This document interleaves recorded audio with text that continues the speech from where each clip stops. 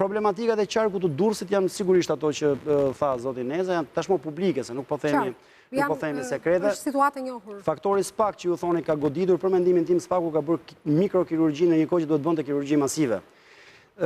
Përmendët Gjushin që s'është më, Gjushi sigurisht nuk është më, po nuk ka gjë më qesharake dhe më ironike që Gjushi të përfundojnë burg, mbasi ka folur personalisht dhe ka thënë këto danoqa çuna gjithë ka për droge, për vrasje me pagese, për kujtim se çfarë, me cilët kishte komunikuar dhe ishte përgjime.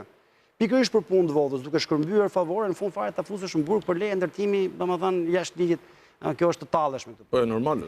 Kështu që nga kjo pikpamje unë nuk mendoj se bën impakt realisht fakti që të çliroj qytetarët e Durrësit, që bandat nuk janë më, Gjushi është në burg, tjetri është në burg, jo, nuk janë në burg për këtë punë. Ja, këto ta tregoj rezultati 11 majit. Kështu që jo, po ju them, jo e qartë, e kuptoj. Ne po bëjmë një analizë sot. Po, sigurisht se është analizë ftohtë, madje ende pa filluar efektet e fushatës elektorale. Kështu që detyra e çdo kandidatit të Partisë Demokratike, detyra e Partisë Demokratike dhe e opozitës në përgjithësi, gjëja e parë është fitoj besimin e zgjedhësve në çfarë kuptimi. Pyetja që të bëjnë akoma sot ora e ruajmë dot votën. Si do t'ja bëjmë faktit që këta blenë masivisht dhe nuk ruan, blenë polici në bashkëpunim me kriminalin, shkojnë tek dera e shtëpisë dhe me buzëqeshje në sy t'japin lekët, ti nuk e ka një rregull mafia, të bën një ofertë që ti nuk e refuzon dot. Sepse nëse refuzon, ato do të shohim ç'do të bëj. Jo, se mbase opozita mund ta shfrytëzonte këtë periudhë, se mbase mund ishte vonë të flisnin të fushatë elektorale, s'do ndodhte mbase ky operacioni kirurgjikal. Atëherë, nuk do të ishte me ndoshta nëse nuk do ta kishte dhënë provën SPAK-u.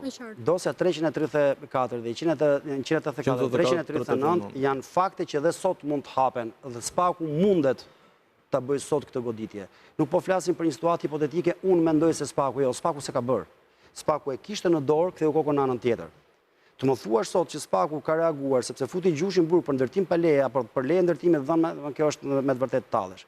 Prandaj po them që po sigurisht puna është jashtëzakonisht voluminoze përpara, është punë shumë delikate, ne duhet dalim të nxjerrim frikën, në kuptimin e mirëfillt të fjalës qytetarëve të Durrësit, sepse dhe ajo që del në sondazhe, ajo zona gri, për mendimin tim, shumë personal, nga eksperienca që kam dhe nga nuhatja që kam kontaktet me njerëzit, është shumë i lartë numrit pa vendosurve, nuk merrem me këtë punë, nuk kam ndërmend të shkoj në zgjedhje, ajo është frikë.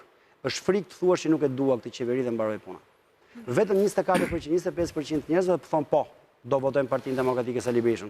Është kthyer në krim. Sot, ti duhet të presësh një të keqe nga qeveria, në një formë apo në një tjetër, nëse thua po, haptazi, po do të votoj Partinë Demokratike Sali Berishën. Pse ndodh kjo? Për mendimin tim faktori kryesor është frika që ndjen gjithë secili, thonë këta të bëjnë dëm më vëlla. Këta nëse të identifikojnë si armik të tyre, si kundërshtar të tyre, këta vetëm të shkatrojnë, nuk dinë mënyrë tjetër. Si e bëjnë? E bëjnë në mbikëqyrjen e SPAK-ut përmes kryetarit të bashkisë, përmes bandave, përmes policit korruptuar që komunikon me ta në skaj encrochat dhe përmes kryeministrit të vendit i cili del si një rrugaç për mendimin tim.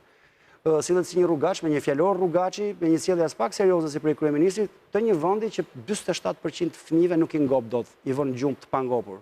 47% të fëmijëve. Shifra është e madhe, duhet të verifikohet me ndër.